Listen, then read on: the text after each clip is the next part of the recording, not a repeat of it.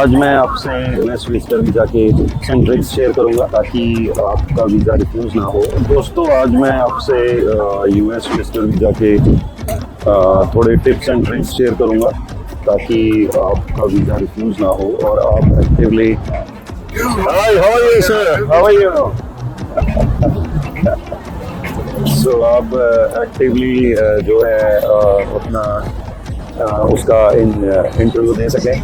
Sorry, वो कोई जो फॉरनर है वो उन्होंने आके थोड़ा मेरा माइंड एकदम से डिस्टर्ब कर दिया। डिस्टर्ब नहीं किया, यहाँ ऐसा ट्रेंड है, ऐसे लोग चीयर्स करते हैं। सो यहाँ थोड़ा ऐसा ट्रेंड है। तो दोस्तों, जो मेन मेजर मिस्टेक्स है वो 4-5 ही है, वो कोई ज़्यादा नहीं है। एक ये है कि आप क्वेश्चन नहीं अच्छे से समझते। ऑफिसर जो भी क्वेश्चन आपको देता है वो आप अच्छे से नहीं समझते। आप उससे पहले ही आंसर करने की सोचने लग जाते हो। तो सेकंड ये है कि आपको जो भी आंसर करना है वो स्टेबल हो आपका। वो ये नहीं कि आपने उसका मतलब आंसर को चेंज कर लिया, ठीक है, या आप पहले आंसर दे दिया फिर उसको चेंज करने की कोशिश की। सो ये जो सारी चीज़ें हैं ये आपके खिलाफ जाती हैं। और ऑफिसर को आप एक अच्छी इमेज वाले चाहिए, एक आपकी बात में वजन हो। ये नहीं कि आपकी बात में वजन ही नहीं है और आप पता नहीं क्या क्या बोली जा रहे हो। और जो सबसे ज़्यादा मार पड़ती है वो इस पे पड़ती है कि आप एडिशनल लाइन्स ऐड कर देते हो। जो ऑफिसर ने पूछा वो तो आपने आंसर किया नहीं, या वो 2 लफ्ज़ों में आंसर किया, और जो उसने नहीं पूछा उसको आपने 20 लफ्ज़ों में आंसर कर दिया। सो ये बहुत बैड इंप्रेशन जाता है। सो ये ऐसी चीज़ों से आप बचो। तो और ऐसी टिप्स एंड ट्रिक्स के लिए आप मेरा पेज लाइक कर सकते हो, सब्सक्राइब कर सकते हो। थर्ड ये है कि आपकी ट्रैवल हिस्ट्री भी अच्छी होनी चाहिए। अगर आप ये सारी चीज़ें उन पे लागू होती हैं जो थोड़ा लाइक अर्ली एज में जाना चाहते हैं। ये आफ्टर 50 इतना ट्रैवल हिस्ट्री मैटर नहीं करता, लेकिन उससे पहले जो है आपकी ट्रैवल हिस्ट्री होनी चाहिए। इसके बाद आ गया आपका कि आप अगर इनविटेशन लेटर पे जा रहे हो तो आपको कौन बुला रहा है, राइट। अगर आपको बुलाने वाला ही डिफॉल्टर है तो आप जो मर्जी कर लो तो वीजा नहीं मिलेगा। आपका लैक ऑफ कम्युनिकेशन, आपका कम्युनिकेशन अच्छा होना चाहिए। ये नहीं कि आप अपना दिलो मिलो बने और इंटरव्यू पे पहुंच गए और एक्सपेक्ट किया कि मुझे वीजा मिल जाए। आपकी प्रोफाइल जो है वो वर्किंग होनी चाहिए, ठीक है। आप उनके हर एक क्वेश्चन का सेटिस्फैक्टरी आंसर करो। आप किसी भी सवाल का आंसर करोगे कि आई डोंट नो ये वो, तो ये चीज़ वो लाइक नहीं करते।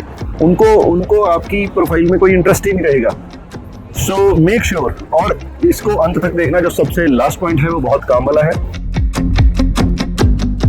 और इसके बाद आ जाता है आपका कम्युनिकेशन स्किल्स, ठीक है।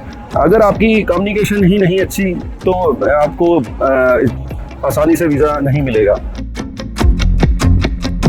बी श्योर कि आप जो है अपना वीज़ा फाइल उन्हीं से करें जिसको इसकी प्रॉपर नॉलेज है। अगर नॉलेज नहीं है तो आप उनसे ना करवाएं फाइलिंग। आप यूएसए में क्या करने जा रहे हो, तो ये बहुत मायने रखता है। अगर आप घूमने जा रहे हो तो मेक श्योर आपकी होटल बुकिंग्स हैं और आपकी एयर टिकट आपके उसमें ट्रिप में अटैच्ड है। इसके बाद लोग अपना जो जॉब डिस्क्रिप्शन है उसमें इतना मेस करते हैं, इतना प्रॉब्लम करते हैं, जिस वजह से उनका वीज़ा रिफ्यूज़ हो जाता है। उनको अपनी जॉब डिस्क्रिप्शन के बारे में पता ही नहीं होता कि वो अपना क्या कर रहे हैं। उनको अपने बिजनेस के बारे में नहीं पता होता। और कमाल की बात यह है कि उनको जॉब बिजनेस करते हुए बहुत टाइम हो चुका होता है, लेकिन इवन देन उनको अपनी जॉब डिस्क्रिप्शन नहीं पता होती। तो ये बहुत बड़ा प्रॉब्लम आ रही है उनको कि जो भी आप DS 160 में फिल करो वो आपको प्रॉपरली पता होना चाहिए। क्योंकि उन्होंने जस्ट आपको वेरीफाई करना है। DS 160 उन्होंने खोल लेना है अपनी स्क्रीन में जब आपकी इंटरव्यू स्टार्ट होगी, तो वो वेरीफाई करते हैं कि ये बंदा जेन्युइन है नहीं है। जो भी है ये सब चीज़ वेरीफाई होती है। सो पॉइंट जो सबसे इंपॉर्टेंट पॉइंट है कि आपको एड्रेस याद होना चाहिए कि आप एड्रेस कहाँ जा रहे हो, यूएसए में कितने दिन के लिए जा रहे हो, वहाँ क्या करोगे। सपोज आप यूएसए में घूमने जा रहे हो, ठीक है। अब वो कहेगा कि आपने कहाँ घूमना है भाई, तो आपको पता ही नहीं होगा कहाँ घूमना है, ठीक है। आपने तो फॉर्म फिल करवाया, बात खत्म। उसके बाद ना वो बंदा मिला आपसे जिसने फॉर्म फिल किया है, ना ही कोई इंटरव्यू प्रिपरेशन हुई, आप सीधा इंटरव्यू पे प्रेजेंट हो रहे हो। अगर आप अपनी फाइल में मैस करोगे तो वो बहुत स्ट्रिक्ट है फिर इन चीजों में। जो सबसे लास्ट फैक्टर है और जो सबसे इंपॉर्टेंट फैक्टर है, जो सबसे लास्ट है, आप उसको देखना ना भूलिए, वही सबसे इंपॉर्टेंट है। वो है कि आपकी फाइल कहाँ से लॉन्च हो रही है, वो कौन लॉन्च कर रहा है। सो अगर आपकी फाइल लॉन्च करने वाला खुद ही एम्बेसी की ब्लैक लिस्ट में है तो कोई कुछ भी नहीं कर सकता इसमें। So it is not possible कि आपको वीज़ा मिले। सो और ऐसे अपडेट्स के लिए आप मेरा पेज लाइक एंड सब्सक्राइब कर सकते हो। सो विश यू के आप सभी अपनी अपनी ड्रीम डेस्टिनेशन पे पहुँचें, क्योंकि यूएस एक सबकी ड्रीम डेस्टिनेशन होती है।